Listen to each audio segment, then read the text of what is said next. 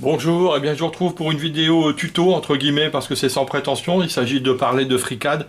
Je suis vraiment pas un expert de FreeCAD, mais à chaque fois que je découvre une nouvelle technique, eh ben, je vais essayer de la partager pour les débutants comme moi, gagner un peu de temps à la chercher. En l'occurrence ici, j'ai récupéré, c'est un haut-parleur de récupération que j'ai retaillé et tout, ça vient du téléviseur, et j'ai fait 4 trous ici pour le fixer. Et je vais, c'est pour l'utiliser dans le Papis version 3B, là j'ai mis provisoirement sur un carton pour la maquette.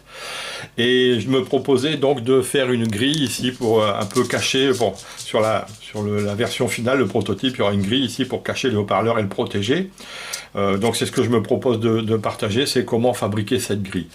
Ça peut paraître relativement simpliste comme grille, mais bon, il y a une particularité, c'est d'utiliser la fonction de transformation multiple pour ne pas avoir à dessiner tous les petits trous. Voilà, c'est surtout ça qui est un peu particulier et que je veux expliquer dans ce mini tuto entre guillemets. Donc ici sur haut-parleur de récupération, j'ai tout de suite d'abord mesuré les cotes. Ici j'ai des vis qui sont séparées de 22 mm dans ce sens, qui sont séparées de 150 mm dans ce sens. Et j'ai déterminé qu'il fallait ici une ouverture d'environ 30 mm en vertical et 130 dans ce sens pour bien dégager la membrane du haut-parleur et laisser sortir le son. Voilà. Donc on va passer, je vais expliquer la façon de faire cette petite grille sur FreeCAD, sur mon PC en partage d'écran. Donc je vous retrouve tout de suite sur mon PC en partage d'écran. A tout de suite. Bien, nous voici sur mon PC. Je vais lancer tout de suite FreeCAD version 0.18. Il y a peut-être une version plus récente, mais bon. Modèle ici, je suis bien en part design. Je vais créer un nouveau document. Alors au départ, on ne peut pas lui donner de nom, il faut d'abord le sauvegarder une première fois. Je vais l'appeler grille au pluriel HP. J'en avais déjà créé un pour tester, je vais l'écraser. Je l'appelle grille HP au pluriel parce que je vais mettre tous mes dessins de grille dans le même document, inutile de multiplier les fichiers. Et je vais créer tout de suite la grille du Papis version 3, donc ça va être un nouveau corps. Voilà. Je vais tout de suite renommer ça en grille HP Papis V3B. Voilà. Bien, je vais commencer par créer évidemment la structure globale, la masse, le pad principal de la grille. Donc je vais d'abord faire une esquisse. Il n'y a encore rien de créé, donc il n'y a aucune référence. On va prendre le plan XY, ça correspond en fait au plateau de l'imprimante, le plan XY. Voilà. Je vais dézoomer un peu parce que c'est quand même une grande pièce. C'est la forme d'un rectangle. Celle qu'on a vue tout à l'heure, en l'occurrence pour le papier, il me faut 164 mm dans ce sens. Et ici, 40 mm dans ce sens. Alors, pourquoi 164 et pas 165? Ça, c'est une petite manie personnelle. J'ai remarqué que mon imprimante, enfin, il me semble, ça c'est discutable, si des experts regardent, peuvent m'expliquer des choses là-dessus, je suis tout à fait preneur, je suis toujours débutant aussi, moi. Et j'ai remarqué que si je m'alignais dans mes cotations sur la largeur de passe de mon imprimante, que j'ai réglé à 4 dixièmes, eh bien, j'avais un meilleur fonctionnement, une impression plus fluide. Donc quand c'est possible, ça l'est pas toujours, j'essaye de mettre toutes des cotations qui sont des multiples de 4 dixièmes. En l'occurrence 164, ça en est un, mais pas 165. Bon, ensuite mon esquisse, je veux qu'elle soit contrainte. Là elle l'est pas, on peut encore déplacer dans ce sens-là. Et ben je vais la contraindre en l'alignant par exemple ici par rapport à ce point, à l'intersection des axes X et Y ici. En fait c'est l'axe des Z. On le voit pas là, il traverse mon écran. Mais et je vais profiter des contraintes d'horizontalité et de verticalité pour faire ça en une seule commande. Du fait que c'est un rectangle, je vais prendre une contrainte de symétrie entre des points extrêmes, des points opposés, diagonales, par rapport à l'axe des Z. Voilà. Mon esquisse, c'est contrainte. Tout va bien, je la ferme. Enfin, si on peut dire. De là, je vais créer de la matière, donc je vais faire une protrusion ici. Par défaut, il me met 10 mm, c'est beaucoup trop. Je vais mettre 1.5. Bon là c'est pareil, 1.5 c'est pas tout à fait innocent. J'aime bien aussi m'aligner sur ce que je vais faire à l'impression. En l'occurrence, je mets toujours une première couche de 3 dixièmes, puis des couches de 2 dixièmes pour ce type de pièce.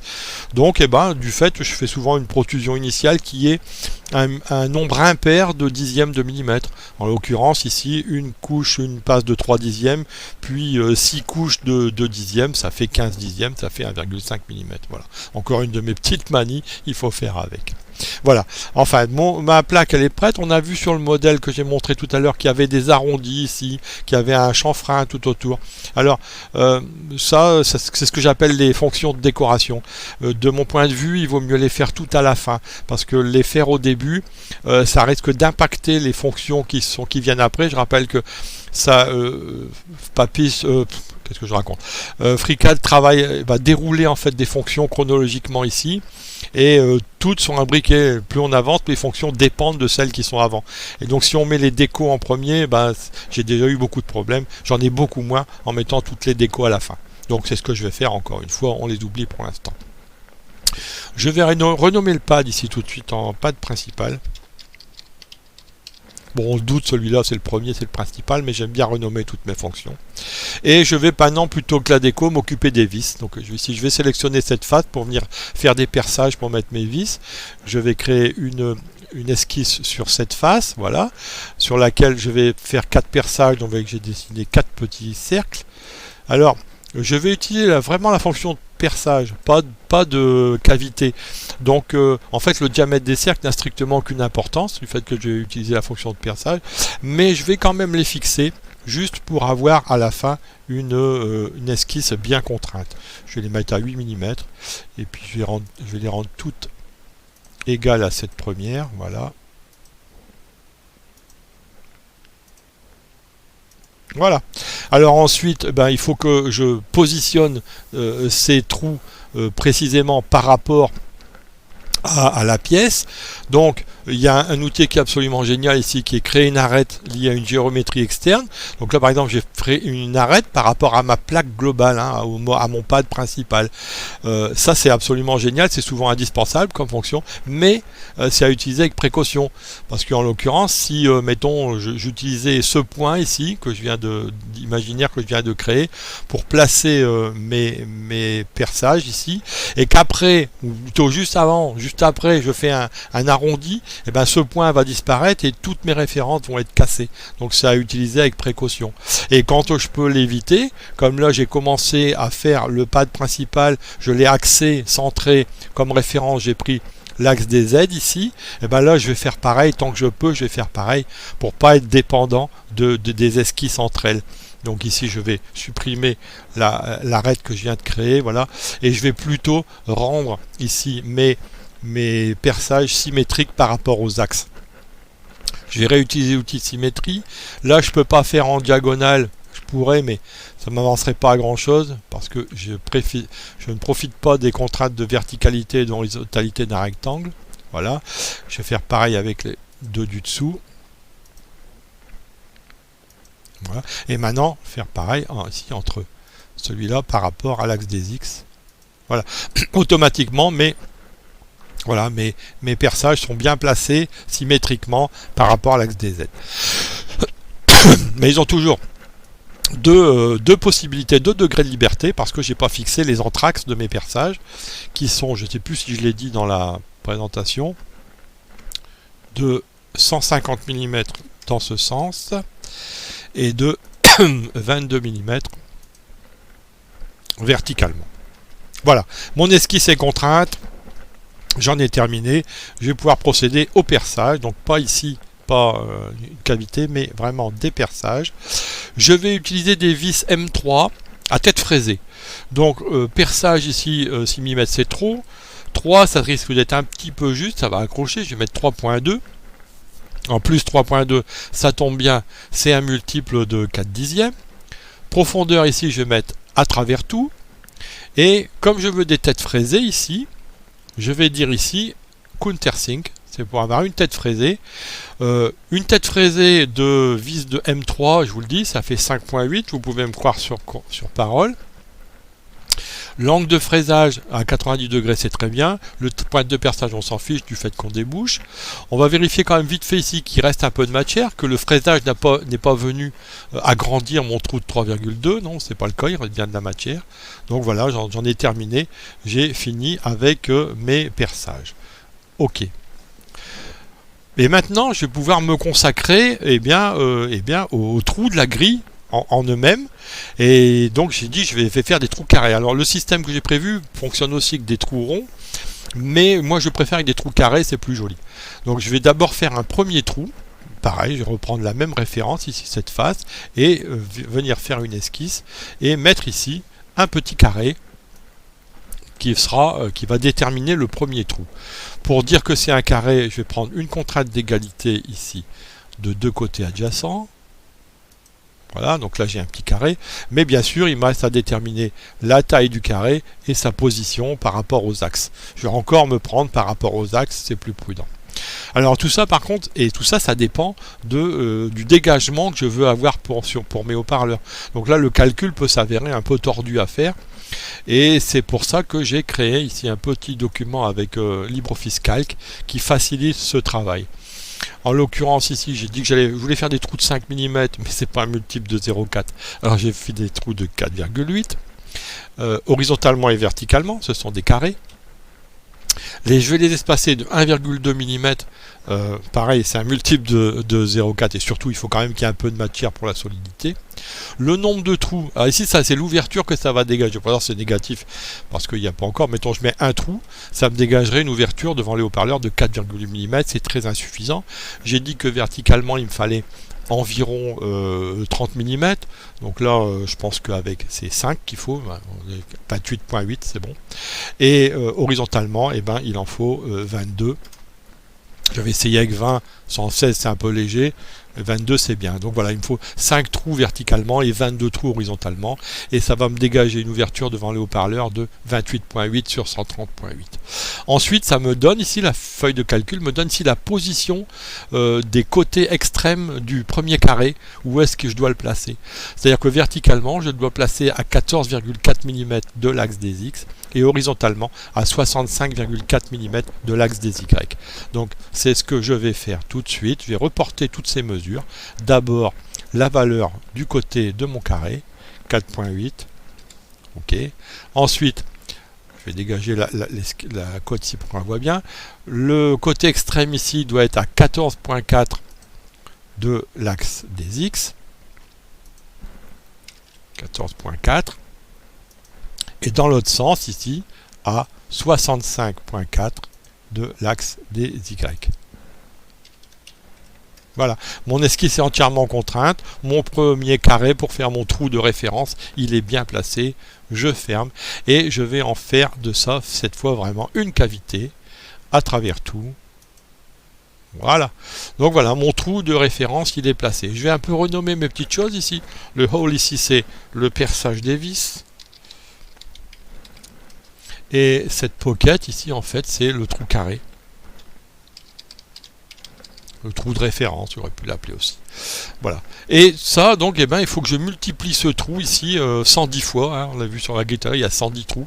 Bon, effectivement, je ne vais pas dessiner 110 trous. Je vais utiliser la fonction ici de transformation multiple. Je vais sélectionner le trou ici et cliquer la fonction de transformation multiple. Il y a une transformation répétition linéaire ici, ça fait que dans un sens, il faudrait le faire en 2 fois. Mais là, comme on peut tout faire en une seule fonction, on est parti. La fonction que je vais répéter, c'est bien trou carré. Ici, je vais ajouter une transformation. Je vais d'abord ajouter une répétition linéaire.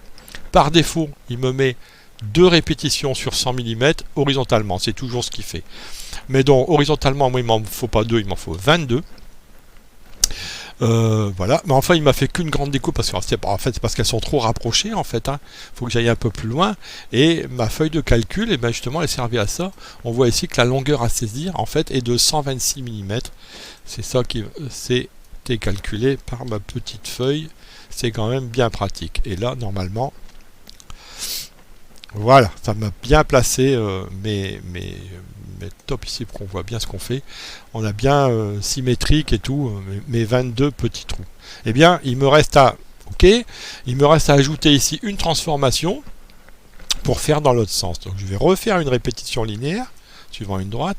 Alors par défaut, il va me faire un peu n'importe quoi parce que voilà, il me repart en horizontal alors qu'il me faut en vertical.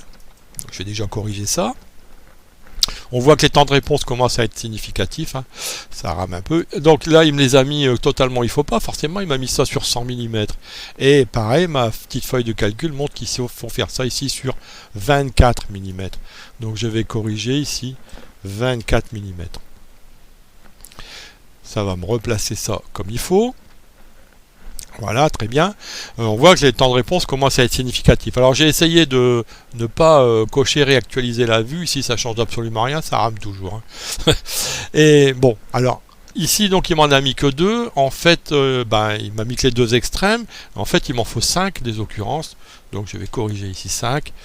Et c'est ce calcul-là qui commence à être significativement long, surtout pour mon vieux PC qui a maintenant 5 ou 6 ans, je sais plus, et qui aurait peut-être besoin d'un processeur un peu plus performant. Enfin bon, c'est pas tous les matins que je fais des séries 210 trous dans une pièce. Alors, on va laisser terminer. Alors, ce qui est un peu frustrant, c'est que là, il me refait le calcul. Voilà, il m'a fait la pièce. Ce qui est un peu frustrant, c'est quand je vais quitter ici, faire OK pour passer à autre chose, il va à nouveau me refaire le calcul. Voilà, il est reparti. On est reparti pour quelques longues secondes. Ça, de mon point de vue, ça doit être un bug parce que donc là, on est reparti. C'est la dernière fois, hein, mais on est reparti quelques longues secondes de calcul. Complètement inutile parce que j'ai rien changé.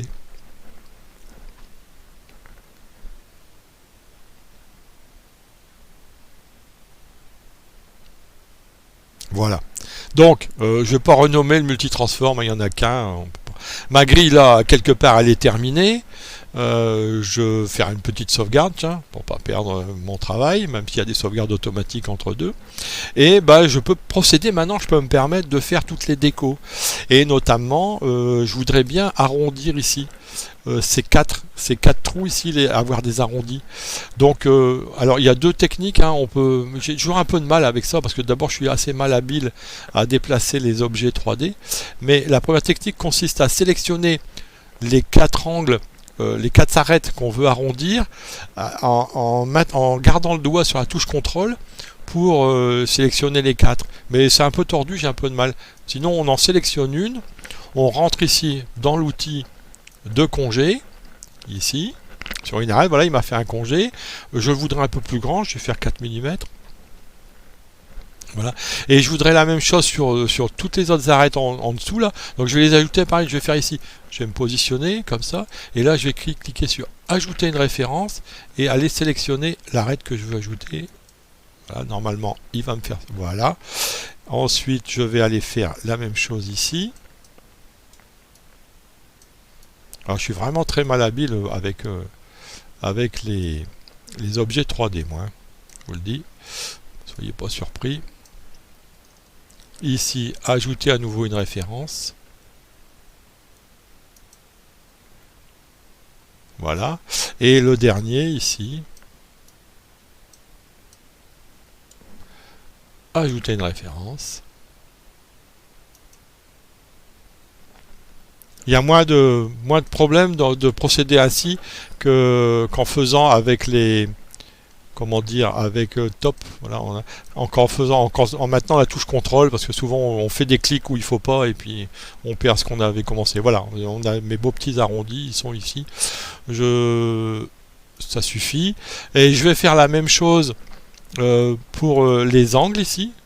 Donc là, je pourrais aussi donc les sélectionner un par un en gardant touche contrôle, mais je vais plutôt en sélectionner une. J'aurais pu tout mettre dans la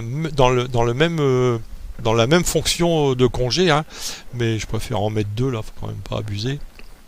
Voilà, il m'a mis une première, je vais la faire aussi à 4 mm. Ok, et je vais aller sélectionner les autres, ici, ajouter une référence. Je vais ajouter celle-ci. Voilà, puis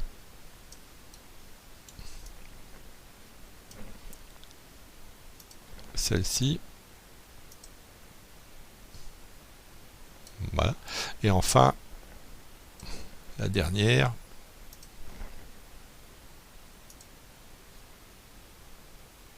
Voilà.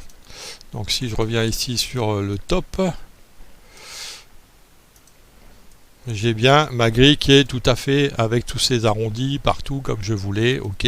Il me reste une petite chose à faire. Je vais peut-être renommer ici les filets. Le premier c'est les arrondis intérieurs. Et ça, ce sont les arrondis extérieurs. Voilà. Et bien il me reste un petit truc que je voudrais faire, c'est avoir ici un chanfrein tout autour là pour que ça s'aplatisse légèrement sur les bords, qu'on n'ait pas un bord raide comme ça. Donc, alors au début je me disais, je sélectionnais toutes les arêtes ici avec la touche contrôle pour pour mettre après le petit chanfrein. Ben, ça sert à rien, je me suis aperçu qu'il suffit d'en sélectionner une ici et qui va faire tout le tour. Donc je sélectionne ici une arête et je vais appuyer ici sur chanfrein cette fois. Voilà. Et on va voir qu'il va me faire tout le tour. Voilà. En fait, je vais faire un peu plus que 1 mm. Je vais faire 1,2 s'il veut bien. Voilà. Donc voilà, comme ça je vais avoir un petit bord ici. La première couche à 3/10, elle sera complète. Puis après j'aurai un petit dégradé pour faire un petit chanfrein. Ok. Je crois que cette fois ma pièce est terminée. Elle est bien chanfreinée, elle a bien ses arrondis partout, ses 110 petits trous, et je vais pouvoir la sauvegarder. Pas la peine de renommer chanfrein, il n'y en a qu'un, on sait bien où il est. Je sauvegarde ma pièce, et ben ça suffit. Je n'ai plus qu'à passer ça au slicer et à l'imprimer, en fait je l'avais déjà fait. En tout cas, j'espère que ça pourra servir aux débutants comme moi qui galèrent parfois pour faire des choses qui paraissent un peu a priori simples. Et bien sûr, je suis tout à fait preneur des critiques constructives et des discussions sur ce sujet. En tout cas, merci à ceux qui ont eu la patience d'aller jusqu'au bout et j'espère à bientôt pour d'autres vidéos.